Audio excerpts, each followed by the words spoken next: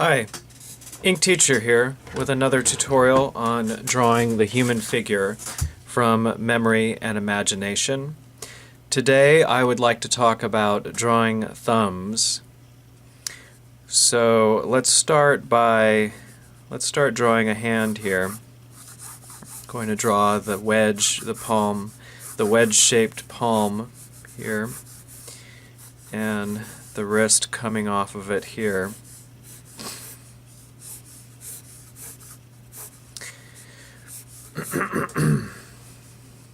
And there'll be the four fingers coming off the top of the hand here. Just kind of sketch these in. Won't really be paying much attention to them today. So the fingers are anchored here at the top of the palm, whereas the thumb is anchored down here by the wrist. And when you draw a thumb, it has three segments to it.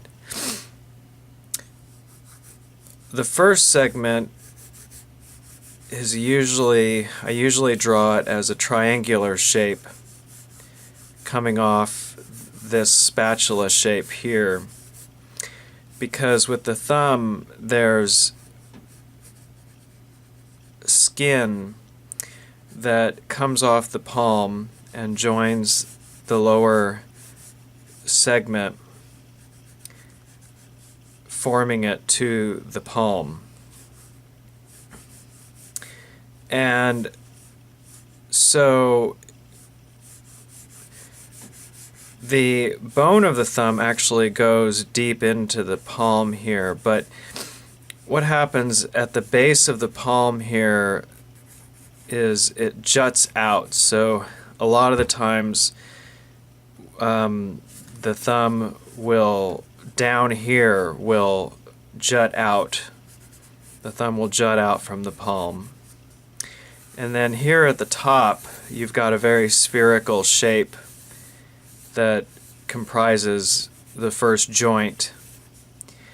And with a little bit of counterbalance, the second segment usually dips down from this spherical shape here. So the spherical shape juts out, and you have an area down here that juts out. And this first segment here kind of dips down. And then you have a knuckle here, and you have the last segment, the outer digit of the thumb here. So the lowest segment is a lot larger than the upper two segments. So the lower segment, you want to make it meatier, you want to make it fatter, you want to make it larger. And also, but at the same time, a lot of it is swallowed up by the shape of the palm. The lower segment here, down here, a lot of the time sort of blends in with the palm, and depending on how the position of the hand is, it can almost seem to disappear into the palm. And but then other times when you, depending on how you move the thumb, this lower segment really shows its true shape, really stands out from the rest of the hand and makes its presence known.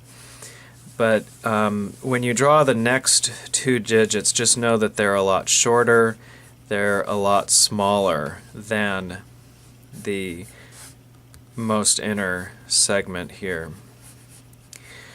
And an overall shape of this lower segment here, I like to think of it, here's the sphere. The sphere here, the joint, is a really defining shape and a really consistent shape throughout. But when I'm thinking of the segment of the palm, I'm thinking of it in two ways. In the way that it blends into the hand, I'm thinking of it as a simple kind kind of triangular wedge here that you kind of use to alter the spatula shape of the palm. So it's kind of an amendment to the palm. It's a triangular wedge that you sort of add on, and it sort of has a hinge here that you can swing back and forth. That's one way of looking at it. But the other way of looking at it is this sort of rounded cone shape, but the tip ends in a sphere. You know, you have this sort of fattened up cone shape, and almost like an egg, but more cylindrical. It does have a certain cylindrical, it has a certain, you know, it's in its direction, it has more of a cylinder shape to it. Whereas the second digit is very much this sort of sinking cylinder. You know, it's this, you know, think of this cylinder here with, it has a tendency to counterbalance, to sort of be warped, you know, with these curves here. And the outer digit is a much more complex shape. It definitely dips down here. Here's the joint, the sphere here. It dips down here and it points, and it's flatter on the top, and it's sort of like, imagine a it's just like, imagine a piece of clay that sort of has been shaped like a pyramid but then pulled out, and sort of it has these dipping lines of movement here, and the tip is raised up from the bottom of the thumb. So these are the three joints here, and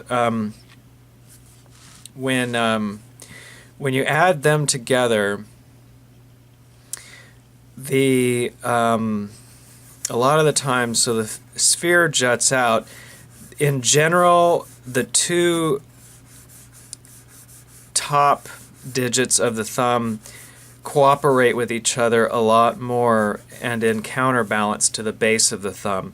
Now, this outer segment here can move to go in different directions from the mid segment here, but a lot of the times in positions of the hand, the counterbalance is that this often partially hidden digit down here is in counter direction with these two digits up here, and that characterizes the thumb a lot of the times.